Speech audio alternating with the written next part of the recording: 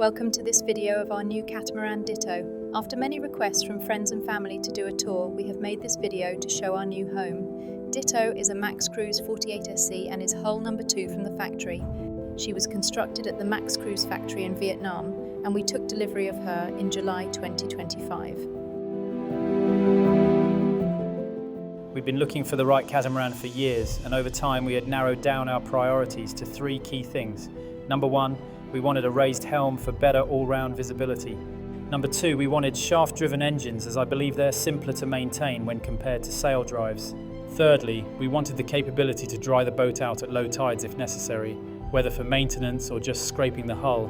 That meant mini keels to us rather than dagger boards. Once we narrowed boat options down based on those criteria, there weren't many boats that really fit. We also didn't think we could afford a new catamaran, so we're looking at the used boat market. It's difficult to see a lot of boats in one place, so we decided to visit the Annapolis Boat Show in 2023.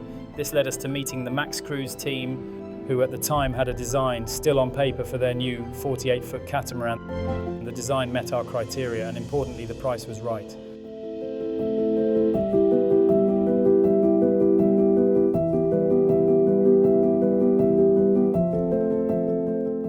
We have equipped Ditto with a full sail plan. She has a 76 square metre mainsail, a 52 square metre Genoa sail, a self-tacking 29 square metre staysail, and for light winds, we have a 90 square metre Code 55 and a 150 square metre asymmetrical spinnaker.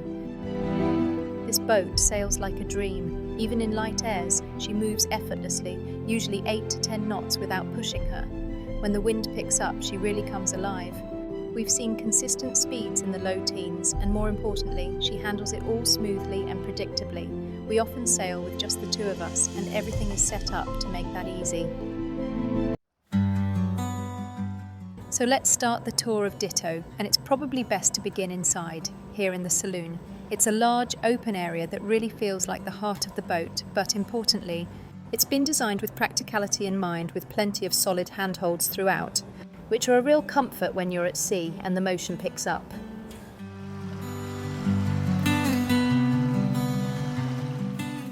Max Cruise offer a forward seating area option accessed through a forward door, but we chose to keep the forward section enclosed. That decision gave us a much more expansive navigation desk, which is where we do most of our passage planning and routing, and it also meant we gained valuable additional storage in the forward hatches, ideal for long-range cruising. The galley is fully electric and features induction cooking, which we've found to be fast, efficient and clean. We also have 4 fridge/freezers, all of which can switch between cooling and freezing modes depending on what we need. It gives us a lot of flexibility for provisioning and longer trips without having to compromise on fresh food. And like many cruisers, we're careful about water. So we've installed a dedicated drinking water filtration system, which means we can safely and confidently drink the water from our tanks, which are supplied by the onboard Rainman water maker. Overall, the saloon on Ditto isn't just a living space, it's where we cook, work, plan and relax. It's bright, open and functional. Now let's take a look at the guest hull, starting aft, where you'll find the first guest cabin. This berth features a queen-sized bed positioned directly over the engine bay, but thanks to the electric motors, there's very little noise or vibration, even when underway. It's one of the big advantages of a hybrid electric setup. What really sets this cabin apart are the expansive hull side and rear windows, or port lights, that flood the space with natural light. When you wake up, you're treated to an incredible view of the anchorage. Moving forward from the aft cabin, we come to the guest head, which is spacious and well laid out, with a full-size freshwater toilet, a sink, and plenty of storage tucked behind mirrored cabinets. Perfect for guests or day use. Just ahead of that is the walk-in shower, which feels more like something you'd find in a shoreside apartment than on a boat. It's a proper enclosed shower stall, not a wet room-style setup, so it keeps the rest of the head dry and clean. Now hidden neatly behind the cabinetry here is a key piece of cruising kit, our Rainman water maker. It's tucked away out of sight but easily accessible, and it's capable of producing around 140 litres per hour of fresh drinking water directly from seawater. That kind of output means we're rarely worried about tank levels even on extended passages or when guests are aboard. This is the only bilge in this hull. Where the through hulls are located, there are no other bilges, as all further compartments forward are sealed crash bulkheads. Continuing forward, we come to the second guest berth, a comfortable space that's perfect for kids, visiting crew, or extra storage when needed. There's an overhead hatch that brings in natural light and fresh air, as well as multiple power sockets for charging devices, whether it's laptops, phones, or portable gear. There's also a surprising amount of built-in storage, which is always welcome on a liveaboard. We didn't fit air conditioning in this cabin, mostly because we were a bit too mean with the budget at the time, but with good ventilation and that overhead hatch open, it still stays fairly comfortable, especially at anchor with a breeze. Now, all the way forward in the guest hull is what we like to think of as our cruising insurance policy, the workshop. This is where we store all our spare parts, tools and maintenance gear, everything from filters and belts to rigging spares, sealants and even emergency repair materials. It's a space completely dedicated to self-sufficiency, so we're never reliant on finding a chandlery or mechanic in remote places. It's not glamorous, but when you're thousands of miles from a marina, it's one of the most valuable spaces on the boat.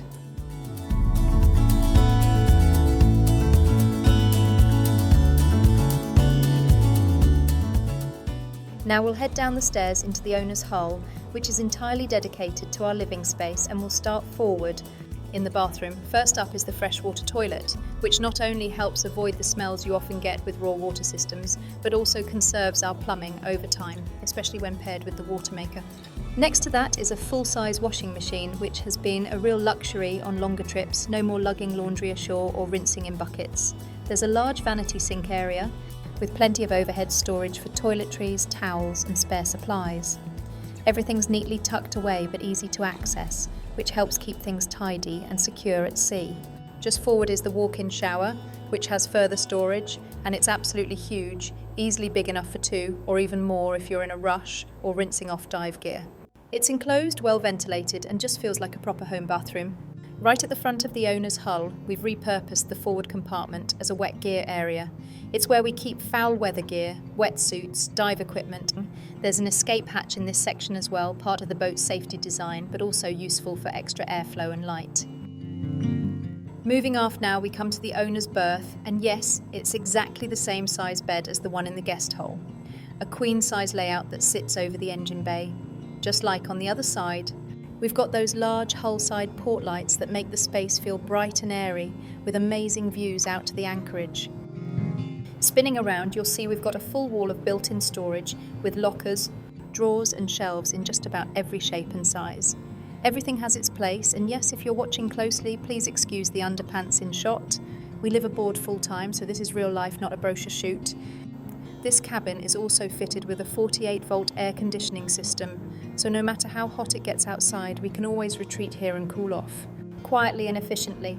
By the way, these air conditioners also vent out into the saloon when needed. Now let's step outside into the cockpit area, which flows seamlessly from the saloon thanks to the sliding doors and large sliding windows. When everything is open, it creates one big indoor-outdoor living space, which is perfect whether we're at anchor or entertaining guests. The cockpit has a comfortable L-shaped seating area to port, with a folding table for meals, drinks, or just relaxing. There are also a rear bench seat along the aft beam.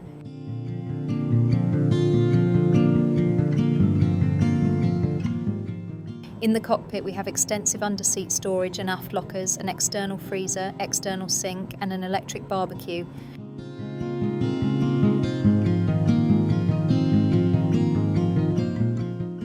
Each aft locker holds the air conditioning units, and in the port locker we have our dive compressor for filling dive bottles. We'll move up to the foredeck now, and as you can see there's a huge open space here with the trampoline, and that's perfect for lounging, stretching out with a book, or even doing a bit of yoga. When the forward hatches are open, we get a great flow of air right through the saloon, which really helps keep the interior stay cool and fresh, especially in hot climates. From up here, you also get a good look at some of the boat's essential systems. We carry 840 litres of diesel, split between two tanks, which gives us serious range under power.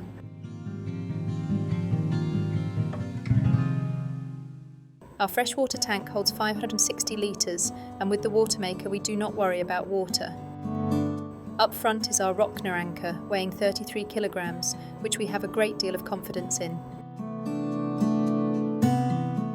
It's paired with 90 metres of chain and a Maxwell windlass that has foot switches and remote control. The forward sail lockers are cavernous. They easily take the spinnaker, code, staysail, fenders and kitesurfing gear. Underneath the lockers and forward within the bow sections are further sealed compartments acting as crash bulkheads. Let's now get to the business end of the boat, the helm area, but along the way you can see a good shot of our solar capability. We have 4 kilowatts of solar power there, split into 3 sections, 2 flexible and 1 fixed above the davits. And here we are at the helm. Now we're up at the helm, which can be fully enclosed to protect us from the weather. This area keeps us comfortable and in control. At the helm we have 2 winches, 1 manual and 1 48-volt electric, which makes sail handling much easier, especially when we're short-handed. The controls for the code sail furler are right here too. We've got a B&G Zeus chart plotter here, which is the main navigation screen, but also links with our navigation desk PC running the Adrena Octopus system. You'll also see the engine controls mounted here, with clear control panels for both the diesel motors and the hybrid electric system. Okay, so now it's time to get a bit more technical. Ditto is a diesel hybrid electric catamaran running on 2 parallel systems. At the heart of each hull is a Beta Marine 43 horsepower diesel engine. These engines are known for being bulletproof, simple and incredibly reliable, ideal for a boat that's built to go the distance. Each diesel is paired with a 10 kilowatt electric motor fitted by Hybrid Marine UK, and we can seamlessly switch between diesel or electric power depending on the conditions. When we're on electric, the motors are completely silent and deliver instant torque, which makes for a smooth and peaceful ride. We can also use the motors for charging while motor sailing. Each motor can generate up to 5 kilowatts, so we can push 10 kilowatts of charging power into the battery bank when needed. And when we're under sail, the electric motors can regenerate power from the free spinning prop shafts. We usually start seeing regeneration at around 6 knots, and by the time we're at 10 knots, we're generating about 10 to 15 amps at 48 volts, which really adds up on long sails. All of this is supported by a massive 30 kilowatt lithium battery bank and 4 kilowatts of solar panels. That means we don't really think about power consumption. We can run the air conditioning for days, make water whenever we like, and when motor sailing we can balance power generation and consumption, often running 1 diesel engine and 1 electric motor in unison. The hybrid system also comes with a remote control unit, which allows us to control the engines while moving around the boat. That's a game changer when raising anchor solo or manoeuvring in tight marinas or anchorages. So that's Ditto, and we really hope you've enjoyed the tour as much as we enjoy living aboard her. We honestly couldn't be happier with the boat. She's everything we were looking for: comfortable, capable, efficient and easy to handle whether we're short-handed or hosting guests. The hybrid system, the space, the thoughtful layout, it all comes together to support the lifestyle we dreamed of. Living aboard full-time has been incredibly rewarding. There's a real sense of freedom and simplicity that comes with this kind of life, and Ditto has made that possible in a way that feels both luxurious and practical. And to those of you dreaming of this life, we hope this tour has given you a little taste of what's possible. We're excited for what lies ahead, the anchorages, the islands, the open water passages, and all the people we'll meet along the way. To our family and friends, we hope to welcome you on board soon.